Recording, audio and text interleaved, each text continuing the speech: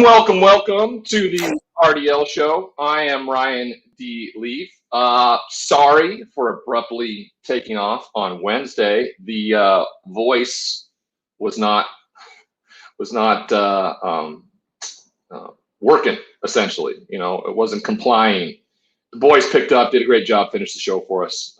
As you can see, we've shown it a little tender love and some tenderness. And it's better. It's better. Treat your body well, right? Sunfair, Athletic Brew, right? We'll get into you guys later. I wanted to get into the beginning of the show. Of course, Jonathan Rifkin, Sky Guasco, Charlie Moss joining us as well. But heading into the weekend, I'm getting to do something really fun. And it revolves around service. So this is a call to action to all our viewers, all our listeners, all our fans out there, to find a way to get outside yourself this weekend, to make it about somebody else, make it about service to others. I get the opportunity to play in the Grant Fuhr Celebrity Invitational Golf Tournament to benefit Betty Ford and Hazleton recovery centers. And all money raised is going to go towards the help of people who are struggling with mental health and substance abuse issues. It's a great cause. It's a great organization. And this will be the first year they're putting it on. Grateful to be a part of it. The great one, Wayne Gretzky, is going to be there. That's going to be, I haven't seen him in years and years and years. So this will be fun to get reconnected with him. But it's all about helping somebody else. Take yourself out of the equation. You can do something fun around it, whatever that looks like, but make it about somebody else. Make it about a fellow human being, a fellow flawed human being who may be struggling right now. And it can be as simple as going to help somebody with their groceries, volunteering your time down at the mission or food bank or anything you can do to make it about somebody else and not yourself, I think is the greatest joy put to me here in the last 6 years. It really has. It's been the foundation of who I am. And if it wasn't, I definitely wouldn't be the person I am now, or I would definitely be back in the same place I came from, or not here at all. Because when I made it all about me, that's exactly what it was. And that's the fitting part of a narcissist, right? I'm the guy that walks into a room and doesn't want anybody to recognize him. But like 15 minutes in, I'm like, what the hell's wrong? Why isn't anybody recognizing me? That's the key trait of a narcissist. You got to get yourself out of it, right? You got to remove yourself from the equation. Be of service this weekend, whatever that looks like. Take that as a proactive step in the wellness of the RDL show and what we're trying to do, who we're trying to be. When we talk about sports, right? It brings us together. We say it all the time. It brings us together to have the open and honest conversation. 8 hours of speaking today for me, coming off a laryngitis spell where I lost my voice on Monday, 6 hours of radio on Tuesday, and now 8 hours of essential speaking and radio today. Take care of your voice. Starbucks out there. You want to be a sponsor? Citrus Defender or the Medicine Ball, whatever the hell you want to call it. Thank you. This morning was the way it works. So first off, as we bring in Jonathan and Sky and Charlie for today, the unexpected retirement of LaMarcus Aldridge, right? He joins the Nets a couple weeks ago. And then after playing in a few games, in particular the game against the Lakers the other night, he retires after suffering an irregular heartbeat. Now, usually an irregular heartbeat is something that is genetic or develops relatively early. It's interesting that this is something that is still, that came to fruition now. And of course, I love what he's doing for the sake of his health and everything like that. I look at teams like the Lakers or anybody else that could have gotten him and lost him within a matter of weeks. The Nets, they're loaded. It's not going to make a huge difference with them. But if he would have ended up on the Lakers and than somebody who we see come back anytime soon. It could have played a large effect of this. For me, we seemingly are shocked when we see athletes do this for whatever reason, because we look at professional athletes as having the greatest job in the world. And don't get me wrong, it is. You get to play a child's game and make a ton of money and be famous and all the things that go with it. But it's still, playing a child's game. That's still what it is. It's not real life. And the careers last as long as they last, and then there's nothing. And there has to be transition. You have to be a healthy mindset and a healthy physical body to be able to maintain and move forward with that. So having said that, and seen the recent, early retirements of individuals like Andrew Luck, Chris Borland, and then comments made yesterday by Trevor Lawrence around football not being the end all be all. And if I had to walk away, I would be fulfilled and be able to live a full life. Your guys' thoughts on, what that looks like in the trending direction, and how, I more or less, I think this is going to be more of a fan issue than it is going to be, a player issue. Fans are lost in their teams and want their best players and their guys to continue being a part of the teams.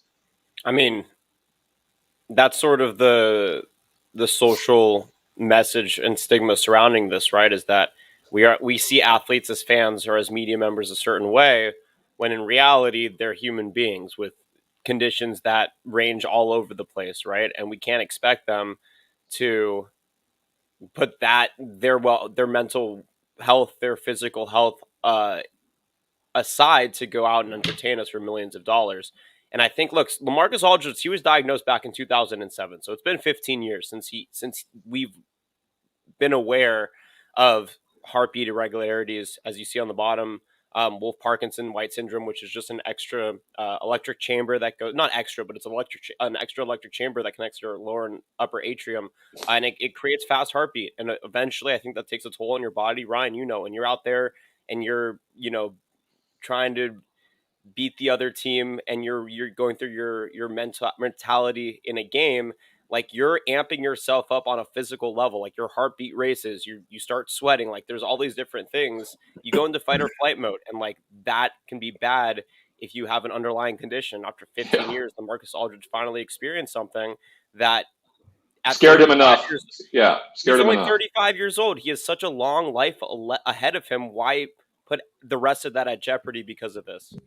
Jonathan, I think that's a great point, and that's what I take away when these guys, Andrew Luck, Chris Borland especially, most people may not even know who Chris Borland was. He played a few games for the San Francisco 49ers a few years ago as a linebacker and was a promising young linebacker in that great defense, and retired on the spot before his rookie season was over.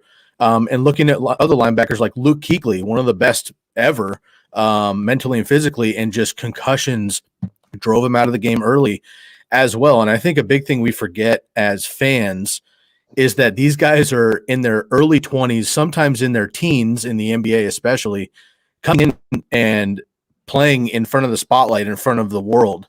And if they're lucky enough to have a 10-year, let alone 15, 20 years, by the time they retire with a full career under their belt, if they're not Tom Brady, they're usually in their early 30s. And you just think the average length of an NFL career is 2.8 years, right? Which is insane. I mean, then you're talking. Okay, now you're talking mid-20s. So you think on a human level, these guys have done something in the pie for such a short period of time, and we put them on such a pedestal that when they leave the game, we almost take it personally as fans, which I think is wrong. No, we definitely do. We definitely do, because we see guys burning jerseys when they leave organizations. Exactly. Yeah, it is an incredible personal thing. I've said for years that fandom is exactly that, fanatic, right? It is. It's a drug, especially around the NFL. On Sundays, right? You get outside yourself. You leave your world. You numb out from your world, and for 3 hours or 4 hours or whatever it is, you become a Bills fanatic, Bills Mafia, Packers fan, cheeseheads, anything. You are, separated from your life in that time span. And people do that around a ton of sports. I mean, we've seen people almost beat to death at Dodgers, San Francisco Giant games. I mean, it's insane the fanaticism that goes with being fans. So yeah, there is an emotionality that is tied to these players. I don't think in this instance anybody had a real attachment to LaMarcus Aldridge having just been moved from San Antonio to New Jersey. Sorry, Brooklyn, everybody. I'm an old guy here. Don't forget that.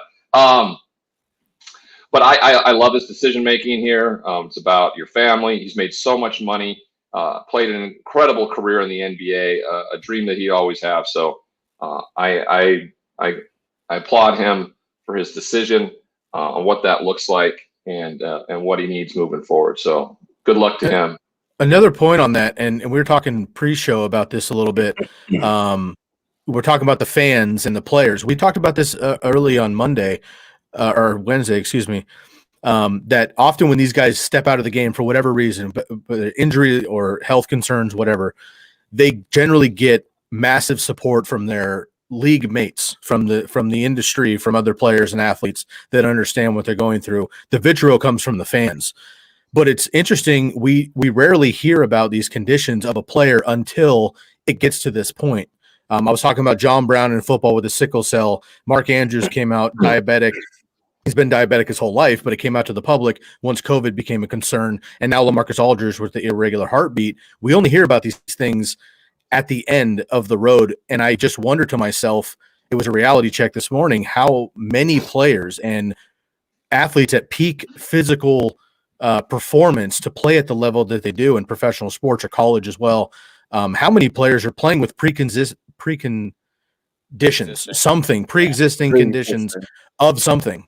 And again, they're not usually spoken of publicly until it comes to the end. Most people always are. The thing is, if you're on the field or if you're on the court, people don't care what else is going on with your body because they're like, if you're playing, they expect you to play at your level of what your talent provides. And that's the misconception in all this. Like when you're in week 7, 8, 9, 10, 11, 12 of the NFL season, like everybody's banged up, right? Everybody's playing through stuff. So that's why it makes it so much more special to see the teams that last and make it through an NFL season. And now you're adding the 17th game. Tremendous. I think it's even deeper though, Ryan, for that, because like for me, like I watched budding athletes every single day at the high school level. And these guys are working their asses off every single day this is the beginning. If they end up making it as far into their athletic careers as they can, they are putting in that kind of work at that level every single day for years and years and years. And no one sees it. Like you don't think about these athletes at the professional level and what they even had to go through to get there, and that the toll that takes just even in itself. And then you're required to go and play another 8, 10, 12, 15, for some people 20 years at a high level. It's a very skewed perspective. It's almost a toxic perspective from the fans in a way. Obviously, you were simply an accessory or a item on a list. Like this is we draft this guy. We draft him. We didn't have a quarterback. Stan Humphries was the quarterback. Right? You're not a human being who plays quarterback. Yeah. Right. Yeah, Stan Humphries left San Diego. Okay, the Chargers need a new quarterback. Okay, we got a new quarterback. His name is Leaf. But he's the quarterback. That's what he is. Yep. That's all he is. Yeah, they don't view the players as like people. They just view them as names on a list, as you were saying. No, we have in our comments from a dipshit already. First thing out the gate, bust, Leaf, right? See that it's innate to flawed human beings to project like, you fucking let me down, Leaf. Well, I wasn't trying to let you down.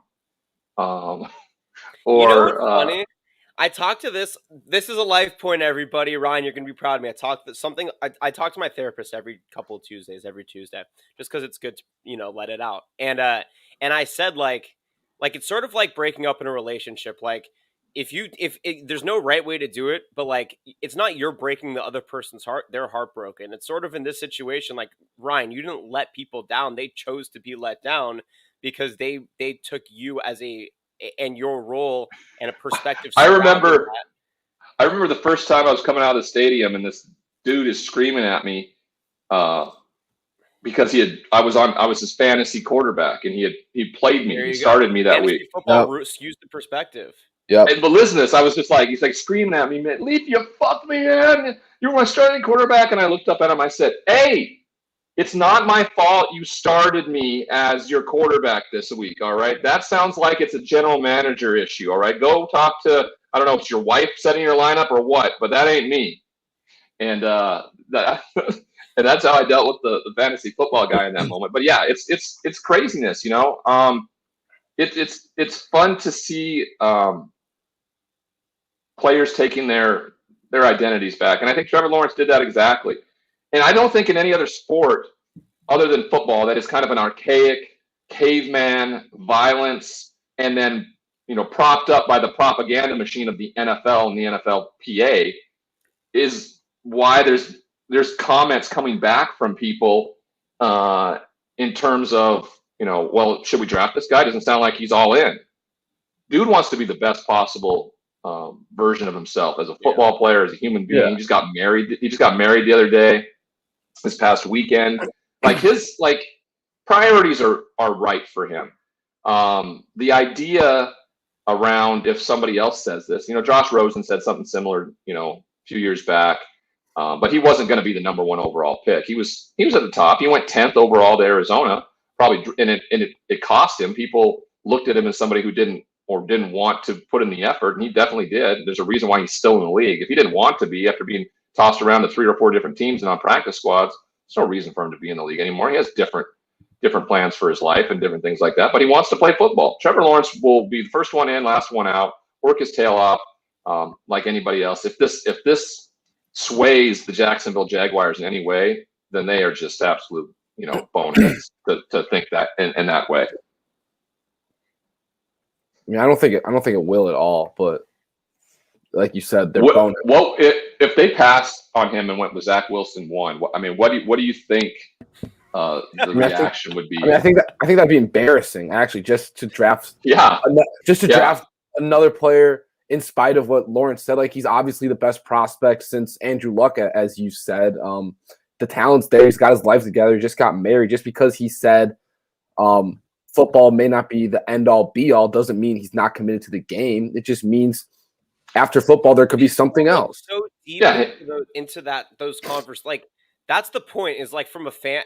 Fans are like, no, you have to care about football. If there's a hint of doubt that you don't care about football, then you're not right for my team. And it's like, no, this dude has a social life and a family and things that are meaningful for him outside of football. He's allowed to go and how could that Leaf kid who's got everything, all the money, he's a starting quarterback, how could he be out partying with his friends? I was 21 years old too, by the way. I was just having a blast. I thought I would be able to step on the football field and play like I'd always done. Now, of course, I was, completely ill prepared for what the NFL is, and it's the best of the best, the 1% of the 1%. And if you aren't doing everything you can from Sunday to Sunday, it's going to be a haul. But I'm just, my brother was at college at San Diego State during that time, and I saw his friends at 21 years old, and I'm like, it was almost like, why can't I just play football and live that lifestyle? And that's what I tried to do because I was a human being. But you can. You choose to play football. You choose to be an athlete. You choose to be a sport. There are things that come with that.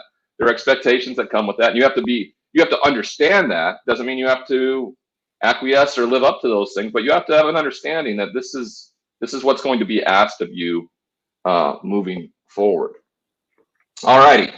Talked about healthy living. And what you can do this weekend. Well, hey, first off, start by ordering Sunfair. Sunfair.com. Personalized, delivered, healthy meals. You can get some abs at 45. I guarantee it. I have not lifted a weight during the pandemic, not one, except my 3.5-year-old son, and he's a giant, so I guess that's a lot of weight. But it's been all about the food, guys. Go to sunfair.com. If you are living in the Los Angeles and Phoenix area, go to sunfair.com, fill out all your information, click on Carl Farrow as your sales representative, and where you heard about him on the RDL show. You'll get 10% off your first delivery. These meals are delivered right to your doorstep every morning. I got up this morning. I'm going to be gone for 2 days, so they delivered 2 days worth of meals. Boy, unbelievable. Turkey, ground turkey, bacon burger for lunch today. Turkey bolognese over, I forget what, squash. Spaghetti squash for dinner. Poached shrimp salad for tomorrow while I'm on the golf course. It is unbelievable food. And there's accountability to it. There just is. You're paying for it, right? And if you add up what you spend a year on eating out, fast food, delivery services, all of those things, I guarantee you, because I did this, I put it up against what I would pay for a year of Sunfare. And it paled in comparison. And I lost 75 pounds. And I just got my blood test results back. They are absolutely perfect in terms of what we need in terms of cholesterol and LDLs and HDLs, glucose, all the things that matter, especially for an old dad. I'm an old dad. My kid's going to be, I'm going to be 60 when he's graduating from high school. I want to be around. And it starts with what you put in your body and how you fuel it. Go to sunfair.com and start that journey today.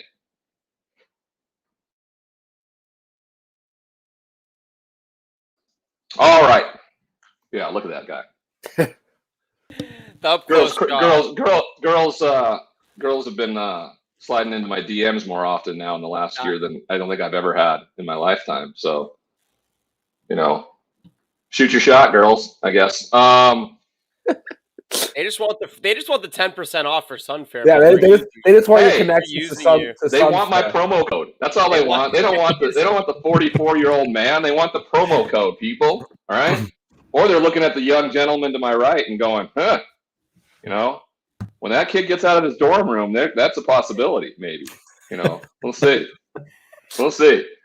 All right. Speaking of the NCAA, we were going to get into this the other day, the intra-conference transfer rule. And the NCAA came out with it has to be affirmed by the Division I Board of Athletic Directors, but a one-time transfer rule without losing eligibility, one time in your college career. So essentially they've opened it up to free agency, really, without having to have put in for like the initial first contract. I mean, you sign the letter of intent, you go there, but you can up and just say, hey, screw it. I'm going to, I don't like what's going on here. I don't like the culture. I thought I would, and I'm gone. And you don't have to sit out, and you're immediately eligible. So your guys' thoughts on that? I love it. I'm an advocate for the player. Thoughts? Yeah, I think it's a great rule. I've always been against the NCAA making players sit out a year. I think that just wastes a year of their life. I'm sure you're practicing with the team and part of it, but not being able to play, like these kids they're kids. They're at school to play basketball, to play football, to play tennis, you name it. So the NCAA allowing interconference transfer to play right away, I think it's great for the kids. They also get waivers now every single, like these kids are getting waivers left and right from their school. Like if you're transferring to a school in a Power 5 conference, and even in football, like Boise's, like the high end of the Group of 5, these kids are getting waivers. So why not just cut the bullshit? Because really, if you're good, you're going to get a waiver. It seems like for the most part, that evens the playing field for all the other transfers now, because now you don't have kids who are backups waiting just to get on the field as a second or third string wide receiver, while the kid who transferred with them is a starting left tackle and he got a waiver. So I like it because it also opens up the playing field for everybody rather than just the best of the best to get those waivers. Yeah, it's not some arbitrary reason why a guy got to play and a guy didn't, Yep. And we're looking at now, I really think the transfer portal is a quarterback mobility. Washington State is case one of that. Hey, LSU, Joe Burrow. Come on now. Like, they don't win a national championship without Joe Burrow. He doesn't win the job against Dwayne Haskins. He transfers, right?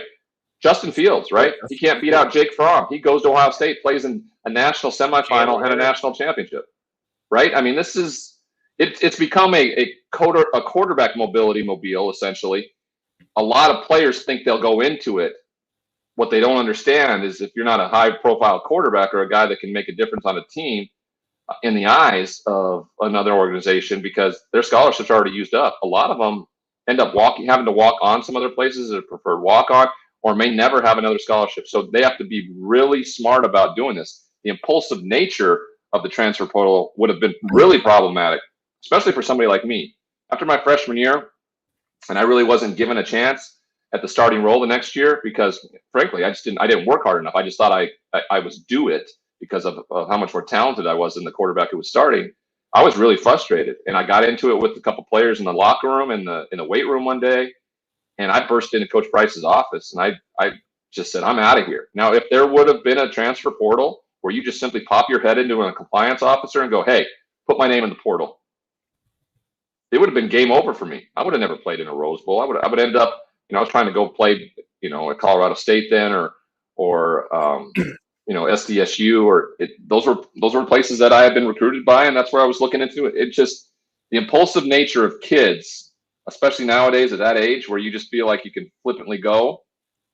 This unfortunately may open the door for a lot more of that, which is tough. And now compliance and scholarship ticketers, where they're marking off how many scholarships you have on a team and how you're recruiting and how you go about it, so you're not over and all these things. That's going to start to get kind of difficult because the transfer portal is getting full, especially on the basketball side of things. It's going to help. It's going to help programs that need better players. Like if the top 8 junior, because this is also going to affect junior college transfers as well. So junior college transfers are maybe picking Boise States and San Diego States and Marshall University, right? Like the higher end group of 5 UCF. I think that we're going to see a lot more talent go to these schools because there's going to be it's going to be so diluted at the top, right? And you're transferring to go play. It's not like, oh, I'm going to transfer from Ohio State to Georgia, get a waiver, and if it doesn't work out at Georgia and I'm not a starting receiver, I can go somewhere else. Like, now you have to stick with your initial decision on where you're going. So I think that this is going to open up the eyes to a lot of talented players that just want an opportunity. And there are great programs out there that are going to benefit from that because they don't have the depth of talent that Alabama has, or that Florida has, or that some of the Pac-12 schools at the top of the Pac-12 have. True. And I think this has existed for a while. I caution the player that isn't the quarterback in this transfer portal situation to understand and know there are consequences to those actions, right? You are guaranteed a scholarship where you're at because you signed your letter of intent and you have a free education. I understand the want to play, a limited time to play college football. Sometimes dealing with the adversity is what makes you and builds character. It did for me. If I would have left, I would have never climbed the mountain that I ended up climbing. I certainly wouldn't. And we clearly know my post-career, the mountains I had to climb, and I wouldn't be the person I am today without having overcome adversity. And it seems right now this generation tends to just, grass is greener, we're going to leap all the time, and never really truly face the adversity at hand that builds character and values. So while you're in college and you don't want to have the consequences of being hungover the next day and love the taste of brews, try Athletic Brew. I finally got mine back here, upside down. I love that sound. So, Athletic Brewing Company, non-alcoholic brews. All right, go to athleticbrewing.com. Put in an order. The link is on our page here. Put in an order for your first 6-pack, 10% off if you tell them you heard about Athletic Brew from the RDL show. It's so tasty. With none of the after effects. In that, I mean, in my case, breaking out in handcuffs. That shit don't work with this. And sometimes, you want to be social and you want to have the great taste of a beer, but not have to deal with the consequences. It's also incredibly healthy, very low in calories, but still the great taste. I recommend it. Try it. I understand it. Know why you're doing something, right? If you think you have a drinking problem or you feel like, hey, I just don't like the way that alcohol makes me feel, there's alternatives. There's like healthy alternatives. Athletic Brew is it. It's been an answer for me. It's been an answer for a lot of people, and it will continue to be so. I'm going to take a 6-pack with me tonight. So while I'm at the social event, where people are going to be drinking or whatnot, I can have something in my hand and be responsible. And so I appreciate that. Before we move on here, and I'm going to spotlight Justin Fields. I know Charlie wanted to mention something about the portal and couldn't get his hand raised quick enough to get in there the last segment. No, I was just going back to your point. You're talking about Joe Burrow and Justin Fields and how successful they have been transferring in college football. Look at college basketball. Half of Baylor's team are transfers. Jared Butler, Maceo Teague, Davion Mitchell. They all came from other schools. So it just shows you how important this portal is. That's all I wanted to say. Good point. Well done. Thank you, Ryan. Is the XFL going to be a problem soon, or The Rock is wasting his money? Well, I mean, you still, no matter what, the NFL is still saying you have to be removed, 3 years from high school to play in the NFL. The XFL, for that matter, I don't think it's going to have an issue. Like, if you want to go right from high school to the XFL, I don't think there's going to be anything that stops that. So, I mean, that could stop players from going to play college football. If you want to get paid earlier, that may be an option. We also haven't done the question of the day. We should start this from the beginning of the show. The question of the day is, has there been anybody but more impactful to the game of baseball than Jackie Robinson? Is it today that everybody is wearing number 42? Yesterday was April 15th. However, in the last couple of seasons, they observe it heavily on April 15th, which is the day that Jackie broke in the league in 1947. But they also observe it on the 16th because not all teams played yesterday. So any team that didn't play yesterday plays today. They still observe the number 42. It's wonderful. I was, flipping through Twitter last night, and they had the scene from the movie 42, and Chadwick Boseman standing at first base, and Pee Wee Reese comes over. They're playing down in Philadelphia. There was problems before. I don't know if it was Philadelphia. I think they were playing Cincinnati. I think they were playing the Reds because it was really close to Pee Wee's hometown in Kentucky, and a lot of his family from Louisville were there. And he just stood there with them, and he wanted people to know who he was. And then he made the comment, and I love this one. He's like, maybe tomorrow we'll all wear number 42, and they won't be able to tell who you are. That's the best. Mm-hmm. Yeah, the impact, right? Anytime someone steps forward, we talked about this on Wednesday in the Open. I talked about Colton Underwood coming out as a gay man the other day, and he's a former professional athlete. And once somebody does that in an NFL locker room, the freedom that comes with that, or the freedom it gives young people who are going through what they're going through. And he was the first in terms of seeing a black face out on a white baseball diamond, essentially. And he took an absolute beating, but he transformed the game of baseball and who played. And can you imagine the likes of Ken Griffey Sr., who then came along, and Ken Griffey Jr. from that? I mean, just the lineage of players that he helped facilitate, because he took that beating from everybody and everywhere. And the miserable life he had to live to be the first. Has he impacted the sport more than has anybody impacted the sport more than Jackie Robinson? We'll get to more of those at the end. I want to address that. Yeah, I just want to let people know that are chiming in the comments. We'll get to it at the end of the episode, so we're not ignoring you, but we'll let those pile up and we'll get into it later. And I've got some comments there as well. Mm-hmm. All right, good deal. So let's step over to the Justin Fields spotlight. We were going to do this on Wednesday, of course, and with all the speculation around these quarterbacks and what that looks like, right? Here's just a little insight. So Trevor Lawrence and Justin Fields grew up 20 miles apart in Georgia. Can you imagine that? The possible first and second picks in this year's NFL draft were literally born 20 miles apart. Both five-star athletes at the quarterback position, both athletic, pocket passers who can do stuff with their feet, both highly recruited. Justin Fields to Georgia, Trevor Lawrence to Clemson.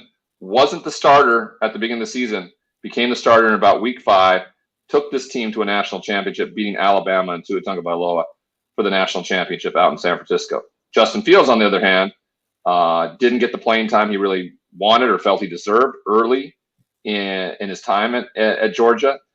Didn't look like he was going to beat out Jake Fromm, which is really hard to believe, and used that transfer portal to transfer to Ohio State and play for Urban Meyer's team after he had left. Ryan Day, of course, took over and would go on to play in a national semifinal and a national championship. 6'3", 230 pounds, never lost a Big Ten game.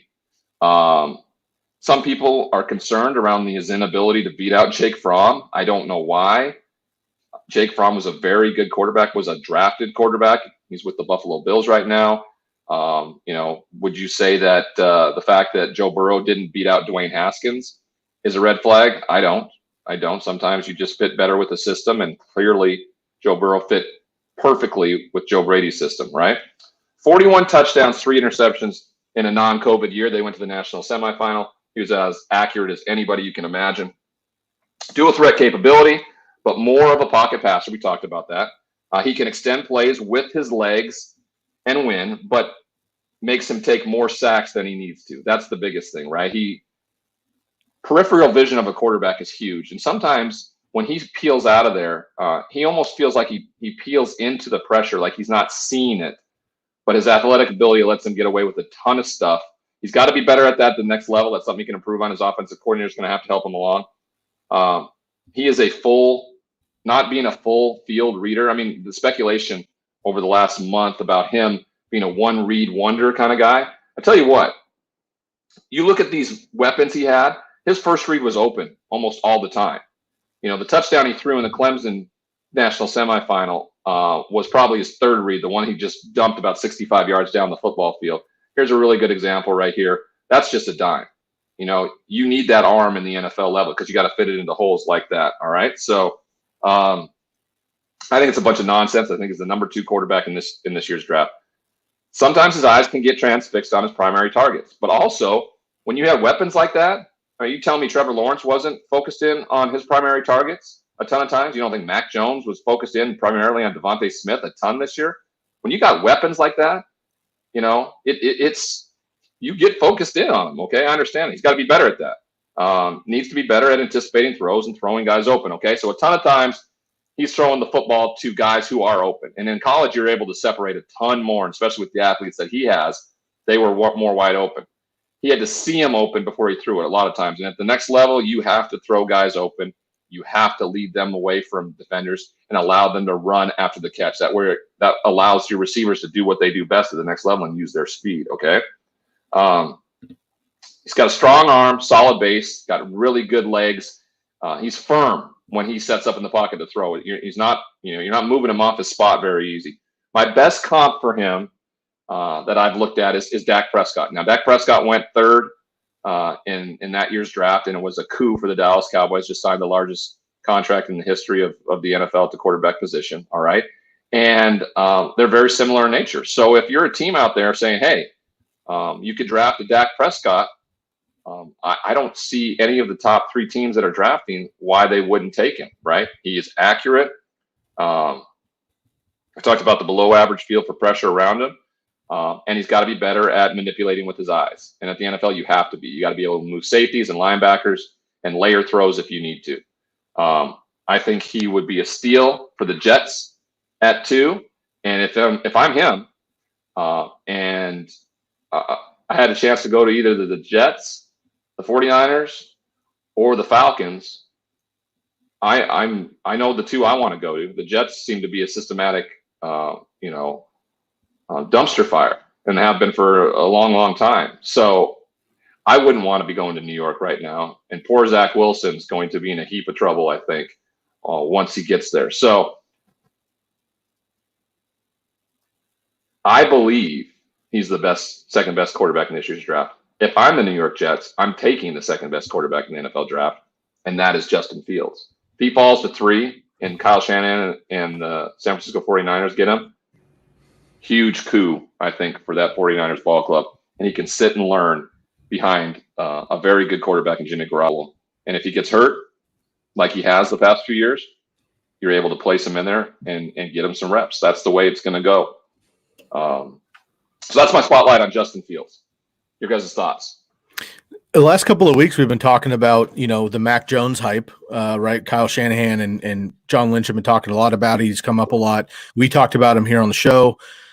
He was kind of solidified as the number 3 for a while, and now Justin Fields has a second pro day. The Niners are there to watch him. Now it's like Justin Fields looks like the number 3. Ryan, you've obviously given your thoughts already. What do you think the 49ers will actually do? I have no idea. I have zero idea. Kyle Shanahan put out a tweet yesterday, right? You guys saw it. He had like all 5 quarterbacks up there and said, I've narrowed it down to my like recruits do now. We're good with anybody. I've narrowed it down with my 5 choices. I will not be making any comments. Please respect my choice. He's having some fun with it too. I think that I have no idea what's going to happen. I'm assuming it's going to go Trevor Lawrence, Zach Wilson, and then it's going to be free for all for Mac Jones, Justin Fields, and Trey Lance. And then hopefully Davis Mills may pop his head in there late in the first round to somebody.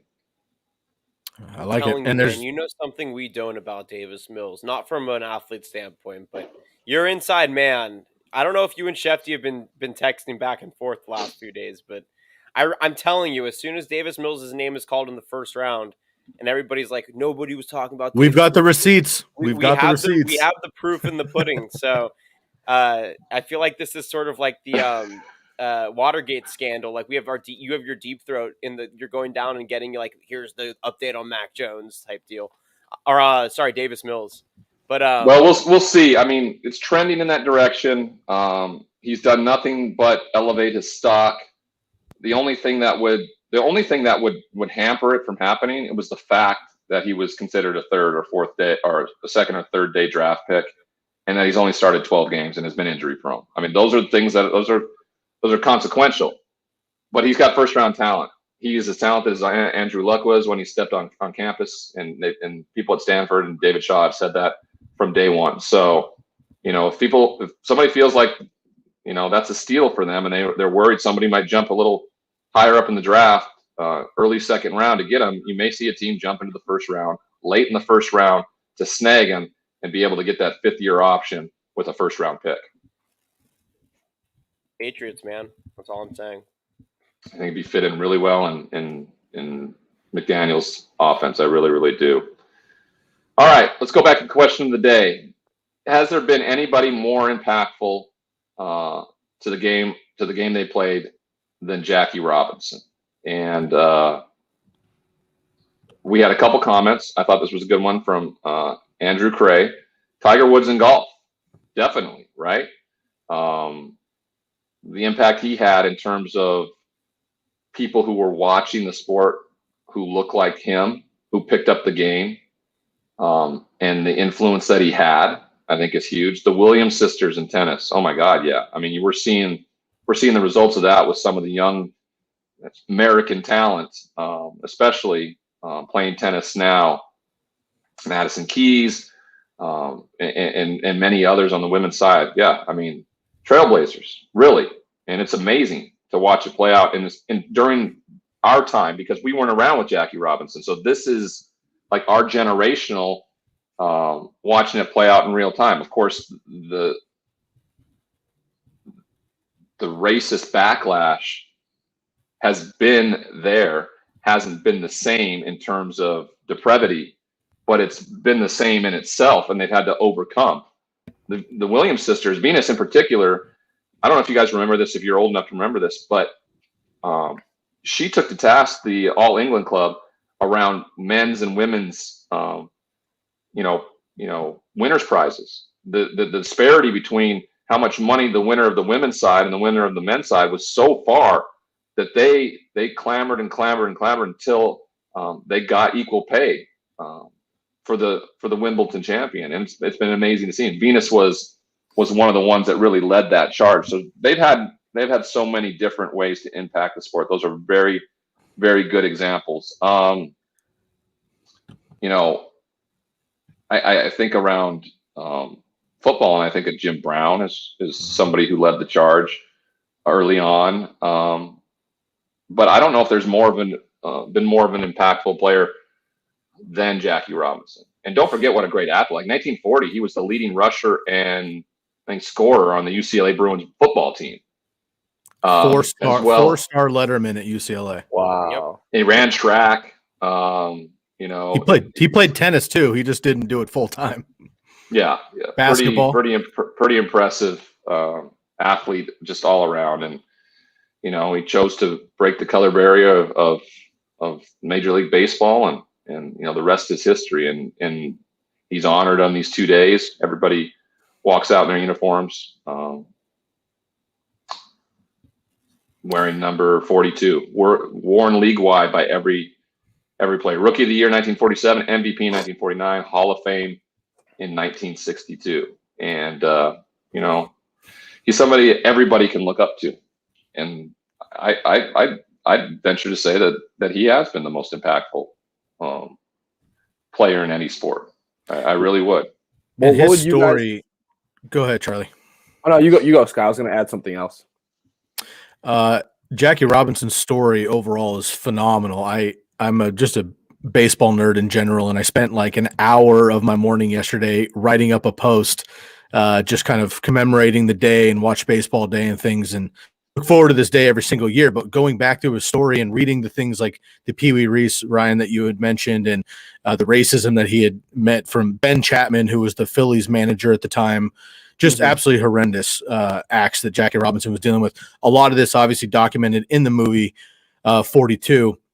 But in addition, it is the player that Jackie Robinson was as well. Obviously not taking away anything he did with civil rights. But how and breaking the great of color a player he was too, right? Yeah. But if he didn't do one single thing, he's still on the Mount Rushmore of baseball potentially. He was phenomenal inside. And we mentioned his athletic prowess at UCLA coming in to the major leagues. And also I think that there always needs to be the pairing of giving some credit and due diligence to Branch Rickey, the general manager of the Brooklyn Dodgers at the time, for taking that risk, if you want to call it that, but making that move with Jackie Robinson, moving him up from the Negro Leagues into the minor leagues onto the Dodgers system, because that was putting his career at jeopardy at the time in the late 40s. And that's what we're talking about currently, about people of color having allies of people, of white folks standing up for them. And Branch Rickey did that